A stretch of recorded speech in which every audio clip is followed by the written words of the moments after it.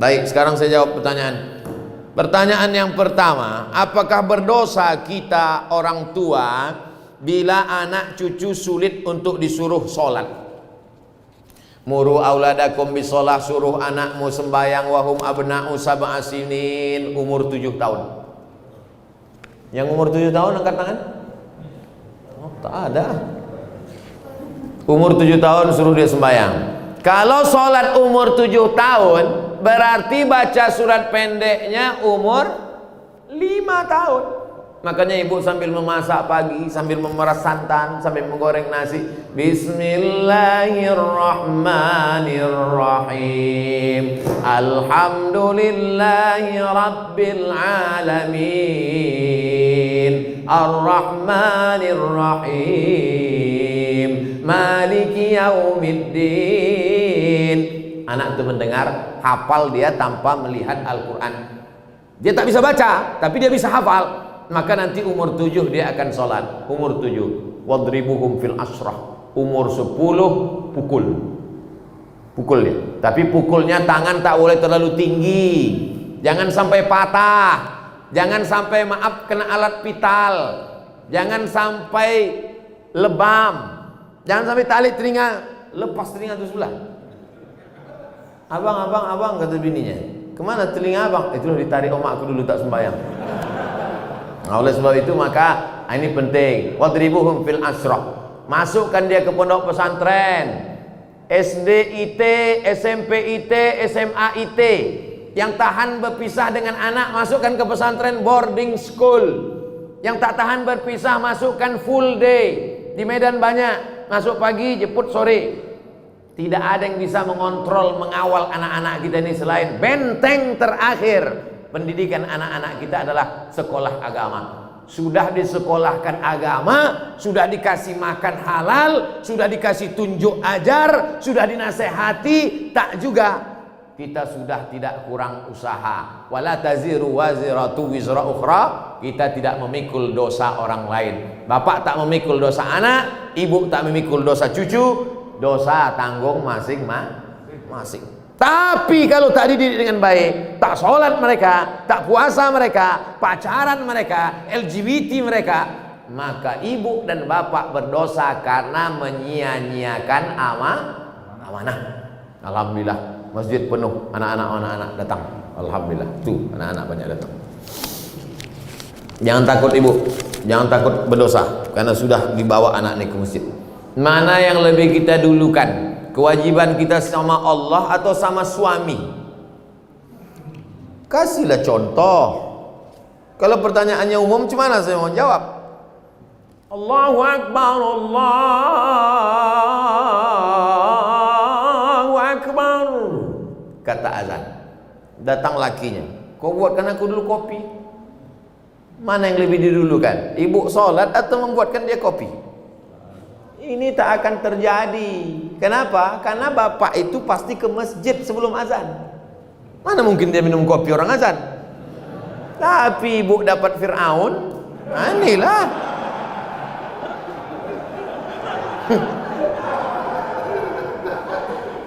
Taatlah kepada suami.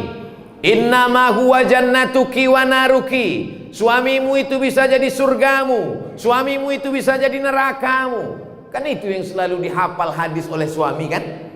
Surga kau, sini. Suami yang bagaimana bang? Ibu mesti cerdas sikit. Kasih tahu dia suami yang ke masjid bang, dia ke masjid. Tapi ibu juga tak bisa menasihati bapak itu. Jangan mentang-mentang ibu udah pengajian pulang dari sini bang. Assalamualaikum. Nah, mudah-mudahan bapak yang belum ke masjid, amin. Tapi kalau ditengok ini bapak ini sama ibu ini orang-orang masjid semua, insyaallah. Kita doakan mudah-mudahan dapat hidayah. La ta'ata li makhluqin, itu kaedahnya. La ta'ata li makhluqin fi ma'siyatil khaliq. Tidak ada ketaatan kepada manusia kalau menyebabkan durhaka kepada Allah. Ibu disuruhnya misalnya buka jilbab. Aku tak suka lah nengok kau jilbab, macam nenekku tengok. Coba kau buka jilbab itu, kau cat warna rambut kau 3 warna merah kuning kelabu. Ibu tak mesti patuh karena perbuatan itu melanggar syariat Islam. taat dan patuh pada suami selama itu taat kepada Allah dan Rasulullah sallallahu alaihi wasallam. Kalau disuruhnya ibu pakai jilbab panjang, patuh. Kalau disuruhnya ibu ikut pengajian, bagus. Kalau disuruhnya ibu bersedekah, patuh. Tapi kalau disuruhnya melawan perintah Allah, la ta'ata. Itu kaidahnya. La ta'ata li makhluqin fi maksiatil khaliq. Tak ada ketaatan kepada makhluk kalau menyebabkan maksiat kepada Allah. Ustadz, apakah kita terlalu khawatir dengan virus COVID ini bisa merusak akidah kita, Pak Ustadz? Misalnya bapak saking takutnya kena penyakit paranoid, ketakutan tak tentu arah, itu tauhidnya sudah kena itu. Wa kadzalika ja'alnakum ummatan wasata, kami jadikan kalian umat yang pertengahan, tidak terlampau berani sampai nantang-nantang petantang petenteng, tidak pula terlampau takut, bukan ekstrim kanan, bukan ekstrim kiri, tapi pertengahan. Berserah diri kepada Allah, beribadah, ikut protokol, tetap ikuti, jangan terlalu terbawa oleh media. Yang namanya penyakit itu dari dulu sampai sekarang ada, dan tak semua orang yang kena COVID mati, dan tak semua yang mati itu kena COVID. Ada juga yang mati kena bersin. Berapa banyak orang tak sakit mati, menguap mati. Banyak orang yang tidur mati, tidur ketuk pintunya subuh tak bangun-bangun, pas dipegang udah dingin macam es batu. Oleh sebab itu berapa banyak pula yang dinyatakan positif sehat. Nah, itu jangan terlalu takut. Semua yang mati itu kata Nabi, lan tastakmil rizqaha wa ajalaha, lan tamuta nafsun, tidak akan mati orang qabla an tastakmila rizqaha wa ajalaha. Kalau sudah rezekinya penuh, kalau sudah umurnya penuh, pasti dia mati. Kenapa Abdul Somad itu tak mati-mati? Belum penuh. Mau dibunuh orang, mau diusir orang, disantet orang. Kalau memang belum penuh, tak mati. Tapi kalau sudah penuh, mati. Nah, ibu-ibu, bapak ini semua belum penuh lagi. Nanti kalau ada yang penuh, kemana sih anda kemarin? Udah penuh dah, mati lewat. Jadi jangan terlalu takut. Takut itu yang membuat kita akhirnya imun kita jadi turun. Kalau sudah imun kita turun, maka kekebalan tubuh kita hilang, penyakit pun datang. Saya tidak tablik akbar nih dari bulan Maret, April, Mei, Juni, Juli, Agustus. Pertama kali saya keluar sejak COVID, inilah ke Medan. Tapi tetap dengan protokol kesehatan. Nah, saya bawa-bawakan ini biar jangan apa kali COVID itu. Insya Allah anak saya lepas pesantren akan lanjut ke Sudan. Nah, Sudan tempat saya kuliah tuh. Pertanyaan, anak saya wanita, bagaimana situasi dan kondisi Sudan saat ini? Sudan terjadi revolusi peralihan kekuasaan dari Jenderal Omar Bashir setelah 30 tahun berubah sekarang, dan terjadi kesepakatan antara tentara dan sipil. Setahun dipimpin oleh sipil, lalu kemudian oleh tentara. Terjadi pergolakan politik. Tapi bagi mahasiswa tidak terlalu berefek. Saya di sana bulan 12, 7 kali. Bulan Juli, kemudian bulan 12 saya datang lagi. Anak-anak mahasiswa beberapa dari Sumatera Utara. Saya membawakan bantuan untuk PPI, Persatuan Pelajar Indonesia yang dari Sumatera Utara. Saya bawakan bantuan. Nah, nih. Oh, datanglah dari provinsi lain minta juga. Saya bilang ini duit orang Sumatera Utara. Kalian mintalah ke kabupaten provinsi kalian masing-masing. B, butuh berapa tahun biasanya untuk selesai S1 Pak Ustaz? S1 4 tahun, S2 2 tahun, S3 2 tahun dah bisa sidang. Tapi kalau mau lengkap 3 tahun, lewat dari 3 tahun kena denda. Jadi kalau umurnya berangkat 20 tahun, 4 tahun, 24, 26, 27, 28 28 pulang dia udah doktor. Tidak macam saya, udah 43 baru doktor. Judulnya akhirnya doktor juga. Tapi jadilah daripada tidak sama sekali. Pesantren anak saya saat ini dapat program beasiswa ke Sudan. Apa saja yang harus kita persiapkan untuk menuju ke situ Pak Ustadz? Bahasa Arabnya supaya dia nanti tak berat membaca kitab. Sekarang banyak kursus-kursus bahasa Arab. Kemudian hafalan Qur'annya supaya nanti kalau ada kewajiban paling tidak 1 juz, 2 juz, 3 juz.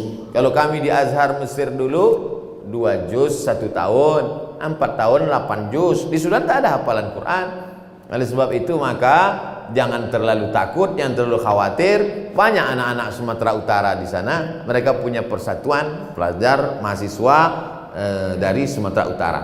Inilah pertanyaan saya lebih kurang. Terima kasih Pak Ustadz. Saya dulu tahun 1993 habis sholat subuh datang saya ke rumah Ustadz Syekh Jalaluddin Abdul Muthalib, Imam Masjid Raya Medan.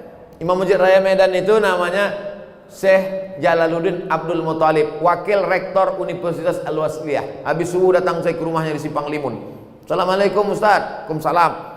Aku mau sekolah ke Arab Ustaz. Waktu itu saya tak tahu Mesir, Sudan, Maroko, tak tahu. Yang tahu saya Arab aja.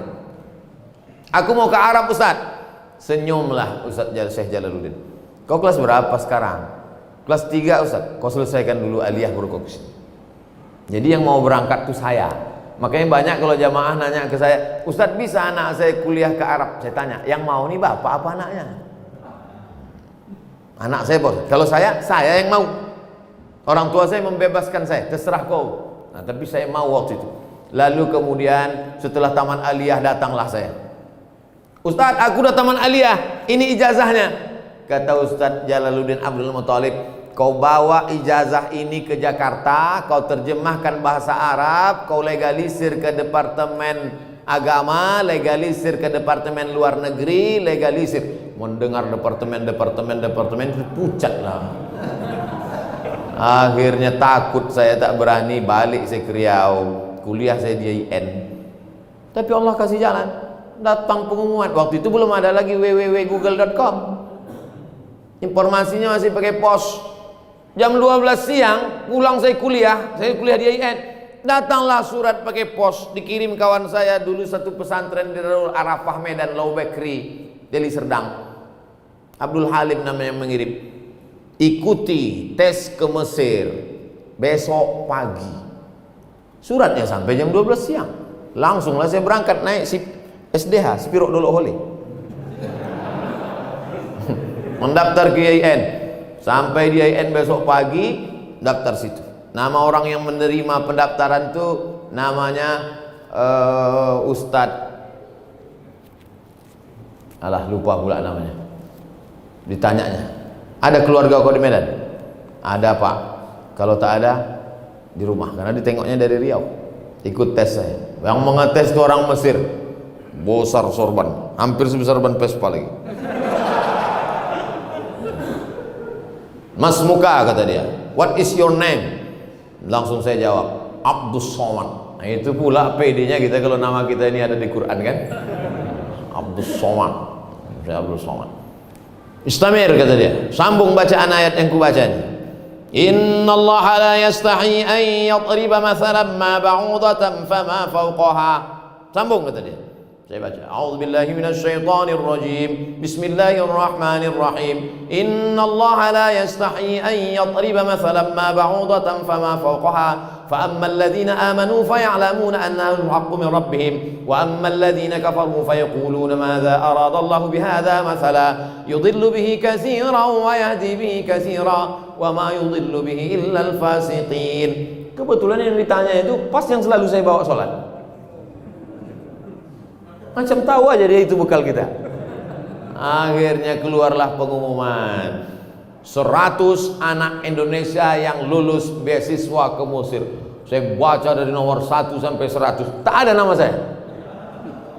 Rupanya karena grogi tak nampak. Baca, ada di situ rupanya Abdul Somad.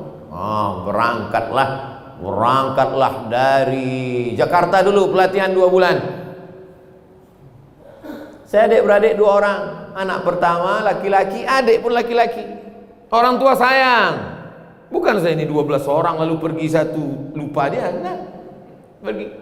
Kata mak saya tak sampai hati dia melepas. Tapi ada bang mak saya, buat saya. Kata dia, kalau ada yang melarang kau pergi, harimau mati meninggalkan belang, manusia mati meninggalkan nama. Kau nanti mau meninggalkan nama baik apa nama buruk? Kata dia. Bangkit semangat. Bangkit semangat, berangkat. Setelah 2 bulan naik pesawatlah dari Cengkareng. Mak, jangan buat kenduri sebelum aku pasti berangkat. Itu saya pesan dari awal.